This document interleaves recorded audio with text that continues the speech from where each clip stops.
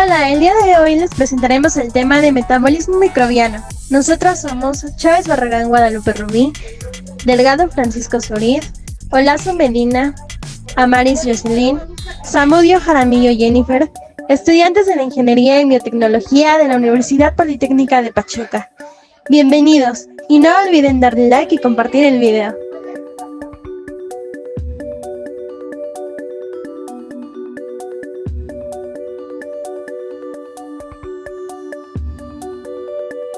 Se le denomina metabolismo a la suma de las transformaciones químicas que ocurren en la célula y puede dividirse en dos categorías. El catabolismo son las rutas generadoras de energía, mientras que el anabolismo son rutas consumidoras de energía. La función química esencial del metabolismo productor de energía es la de sintetizar moléculas orgánicas que poseen un alto nivel de energía potencial. El crecimiento microbiano requiere de polimerización de bloques bioquímicos de construcción para dar orígenes a proteínas, ácidos nucleicos, polisacáridos y lípidos.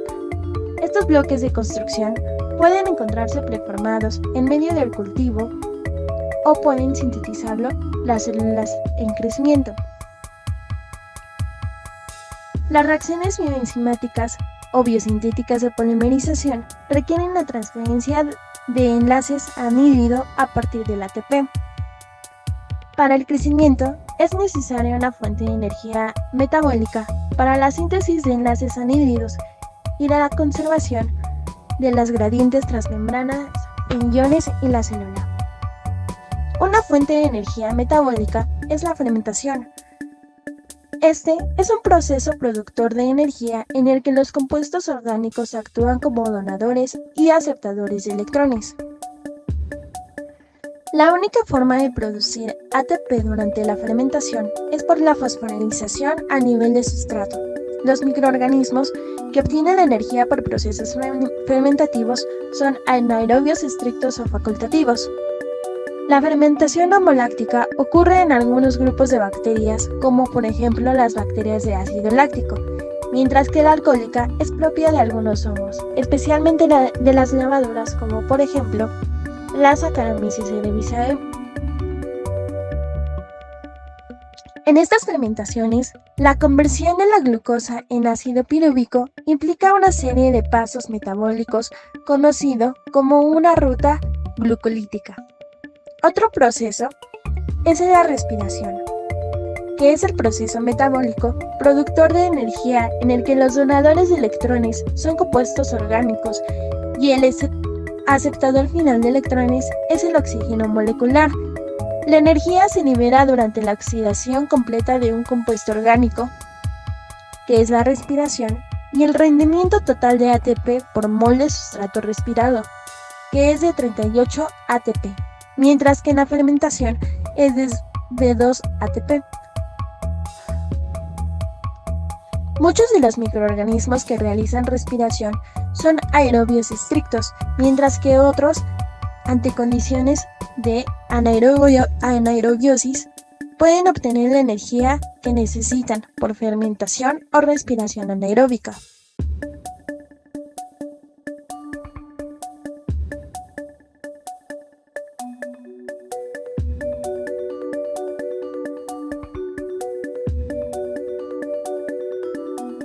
Degradación y síntesis de carbohidratos. En virtud de que el monosacárido glucosa es una fuente de energía notable en casi todas las células, se hace gran énfasis en su síntesis, degradación y almacenamiento. Las células se encuentran en un estado de actividad incesante. Para mantenerse vivas, las células dependen de reacciones bioquímicas complejas y muy coordinadas. Los carbohidratos son una fuente importante de la energía que impulsa estas reacciones. Durante la glucólisis, una vía antigua que se encuentra en casi todos los organismos, se captura una cantidad pequeña de energía al convertir una molécula de glucosa en 2 moléculas de piruvato. El glucógeno, una forma de almacenamiento de glucosa en los vertebrados, se sintetiza por glucogénesis, cuando la concentración de glucosa es alta y se degrada por glucogenólisis cuando el aporte de glucosa es insuficiente. La glucosa también puede sintetizarse a partir de precursores distintos de los carbohidratos por medio de reacciones denominadas gluconeogénesis. La vía de las pentosas fosfato permite a las células convertir la glucosa 6-fosfato, un derivado de la glucosa, en ribosa 5-fosfato, el azúcar que se utiliza para sintetizar los nucleótidos y los ácidos nucleicos, y en otras clases de monosacáridos. En esta vía también se produce NADPH, fosfato de dinucleótido de nicotinamida adenina reducido, un agente reductor celular importante. El carbono es el mayor constituyente de la célula bacteriana, según la forma en que se lo usa. Existen fundamentalmente dos tipos de bacterias, autótrofas y heterótrofas. Las primeras son capaces de sintetizar todos sus componentes orgánicos a partir de compuestos inorgánicos como el dióxido de carbono. Como ejemplo de este grupo, citamos las bacterias del suelo, que carecen de interés médico. En cambio, las heterótrofas usan sustancias orgánicas como fuente de carbono y se encuentran todas las bacterias de interés médico. La glucosa, por ejemplo, es usada como fuente de carbono y energía. También existen bacterias que pueden usar otras sustancias orgánicas como fuente parcial o exclusiva de carbono. Entre las bacterias más versátiles se encuentran las del género Pseudomonas. Después del carbono, el elemento más abundante en la célula es el nitrógeno, que representa entre el 12 y el 15% del peso seco. Es el constituyente principal de las proteínas y los ácidos nucleicos. La mayoría de las bacterias son capaces de usar el amonio como fuente de nitrógeno, mientras que otras pueden usar nitratos. La reducción de nitratos se puede lograr por dos mecanismos diferentes. Reducción asimiladora, en la cual se reduce por la vía de nitrito, y reducción desasimiladora, donde el nitrato sirve como aceptor final de electrones. La primera está bastante extendida entre las bacterias, mientras que la segunda solo es común en bacterias anaerobias y anaerobias facultativas. El fósforo es usado para la síntesis de ácidos nucleicos y de fosfolípidos. La mayoría de las bacterias lo usan en forma inorgánica como fosfato. Los fosfatos orgánicos, si bien están distribuidos ampliamente en la naturaleza, para ser usados deben ser atacados primero por fosfatasas, enzimas que clivan estos compuestos liberando el fósforo inorgánico.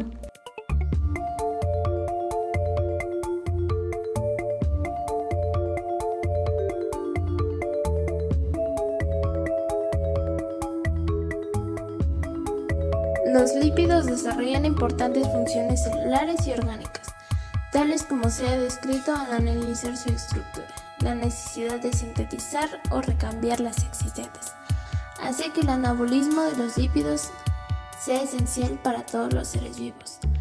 La biosíntesis lipídica comprende una serie de rutas metabólicas destinadas a formar estos compuestos y almacenar en diferentes grasas los excedentes energéticos incorporados con la dieta, bien sean glucósidos, lípidos o proteínas. Estas secuencias de reacciones se caracterizan, al igual que el resto de las rutas biosintéticas, por ser reacciones reductoras con consumo energético. Dentro de los procesos biosintéticos se analizará en primer lugar la formación de los ácidos grasos, ya que son los componentes básicos de los lípidos complejos. Biosíntesis de ácidos grasos. La biosíntesis y la degradación de los ácidos grasos se desarrolla a través de rutas totalmente diferentes, siendo un ejemplo más de los sistemas que tienen los seres vivos para realizar funciones contrapuestas de manera especializada y perfectamente regulada.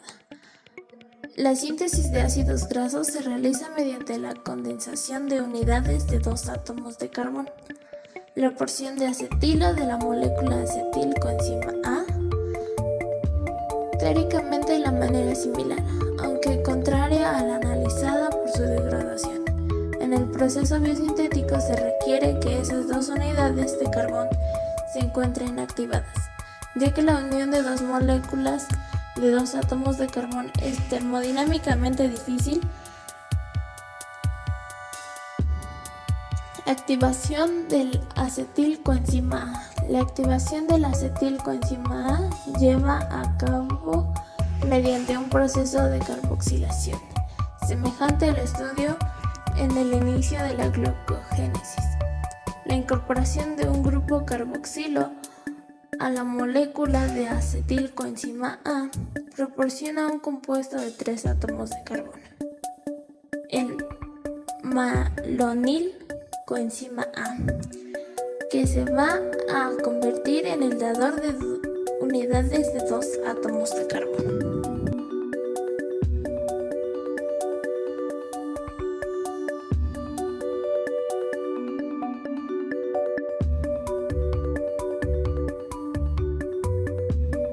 Las proteínas sufren un recambio continuo, recambio de las proteínas trisulares. La degradación de proteínas, digestión o degeneración produce aminoácidos AAS. Estos AAS se incorporan a nuevas proteínas que se estén construyendo en las células, otros a la formación de moléculas señal y otros se degradan separando su grupo amino de la cadena carbonada. También se puede sintetizar AAS de nuevo. La degradación de proteínas, digestión enzimática o proteólisis intracelular en los tejidos produce aminoácidos AAS. Los AAS se reutilizan y solo cuando hay exceso se degradan. Sistemas transportadores de electrones y generación de trisfosfato de adenosina. Estos sistemas están compuestos por transportadores de electrones asociados a la membrana plasmática y tienen 2 funciones básicas: aceptar electrones de un donador y cederlos a un aceptador y conservar energía liberada durante ese transporte en forma de ATP, fosforilización oxidativa. Existen varios tipos de enzimas de oxidación-reducción y proteínas transportadoras de electrones, entre los que se destacan las NAD deshidrogenasas, las flavoproteínas y los citocromos. Las flavoproteínas contienen un derivado de la riboflavina como grupo prostético que se reduce y se oxida alternativamente. La riboflavina, conocida como vitamina B2, es necesaria como factor de crecimiento para algunas bacterias. La generación del ATP se hace durante el transporte de electrones. Debemos recordar su orientación con respecto a la membrana plasmática de la célula bacteriana. La cadena está ubicada en la membrana plasmática, de tal modo que durante el proceso de transporte hay una separación física entre protones y electrones. Los protones quedan fuera de la célula, mientras que los electrones quedan dentro de esta. En consecuencia, se genera un gradiente de pH y potencial electrónico a través de la membrana plasmática, estando el lado externo ácido y cargado positivamente, y el lado interno alcalino y cargado negativamente. A pesar de su tamaño pequeño, ni los hidrógenos ni los hidróxidos atraviesan libremente la membrana. Por lo tanto, el equilibrio no puede establecerse espontáneamente. Dicho estado energético de la membrana plasmática, similar a una batería, puede ser usado por la célula para realizar un trabajo útil, por ejemplo, movilidad o síntesis del ATP. Para la síntesis de ATP, un componente fundamental del proceso es un ATP de membrana, enzima que cataliza la degradación de las proteínas. En el rumen depende de la conjugación de 3 procesos catabólicos: la proteólisis, la peptidólisis y la desaminación. Las proteasas bacterianas son enzimas endo-exopeptidasas unidas a las células, pero localizadas en la superficie celular para tener mayores posibilidades de interacción con los sustratos. Estas exoenzimas no parecen estar sujetas al control metabólico. Sin embargo, por su localización, cualquier factor que afecte el número o actividad metabólica de los microorganismos influirá en la actividad proteólica. Las bacterias, protozoos y hongos que conforman el ecosistema difieren en sus requerimientos de nutrientes y en su metabolismo. Todos ellos fermentan los contribuyentes de los alimentos, polisacáridos, azúcares, proteínas. Para generar las moléculas de ATP se requiere para mantener su homeostasis y garantizar su crecimiento, proceso que comprende la síntesis de monómeros con la síntesis de novo de aminoácidos y su polimeración de microorganismos rumiales son capaces de sintetizar de nuevo los 10 aminoácidos esenciales para los tejidos de los mamíferos, así como de obtener por esta vía la mayor parte de los requerimientos de aminoácidos. La síntesis de estos aminoácidos se realiza a partir de amoníaco y esqueletos carbonatados simples producidos durante la degradación de alimentos. Por esta razón, los rumiantes subsisten y tienen moderados niveles de producción, cuando solo tienen NP, ahora amoníaco. Como fuente de N en la dieta, el amoníaco es el intermediario central en la degrada del efecto de la fuente de proteína en la síntesis de proteína microbiana. Este ejemplo y se debe estudiar con especial atención.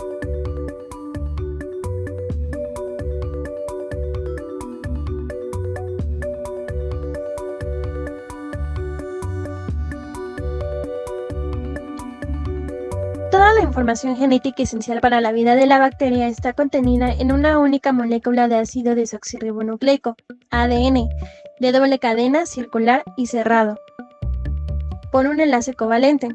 Dicha molécula se denomina cromosoma bacteriano. Muchas bacterias poseen, además de un ADN extracromosómico, también circular y cerrado, denominado ADN plasmídico, por estar contenido en los plásmidos. Estos portan información genética para muchas funciones que no son esenciales para la célula en condiciones normales de crecimiento. En términos bioquímicos, la composición y estructura de los ácidos nucleicos bacterianos en la misma que la célula. Recordemos que los ácidos nucleicos son macromoléculas compuestas por nucleótidos unidos en forma covalente, por medio de enlaces fosfodiéster entre los carbonos de las posiciones 3' y 5' de dos residuos de azúcares adyacentes. Esta estructura forma un esqueleto de azúcares y fosfatos constantes en toda la macromolécula. Recordemos también que las bases nitrogenadas son importantes: adenina, timina, citosina y guanina, mientras que para el ácido ribonucleico son uracilo, adenina, guanina, los cromosomas bacterianos son lo suficientemente largos como para formar muchos lazos circulares que, como tales, pueden superenrollarse, formando una serie de dominios tópicos lógicos independientes.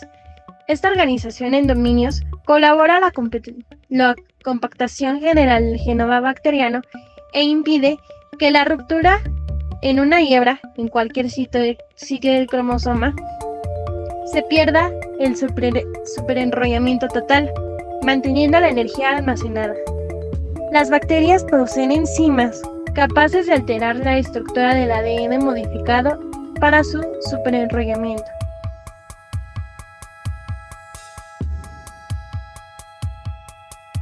En conclusión, podemos decir que el metabolismo microbiano en la biotecnología es sumamente importante, debido a que se encarga de estudiar microorganismos y los procesos de los mismos, con el fin de obtener productos de interés para el ser humano. Como sabemos, los microorganismos son utilizados abundantemente como agentes productores, tanto de productos de origen microbiano como de otros orígenes, por lo cual existe una enorme diversidad de actividades microbianas que pueden ser utilizadas en procesos biotecnológicos. Es justo por esto que es tan importante el estudio microbiano en el área de la biotecnología, ya que nos ofrece bastantes oportunidades de interés para distintas finalidades.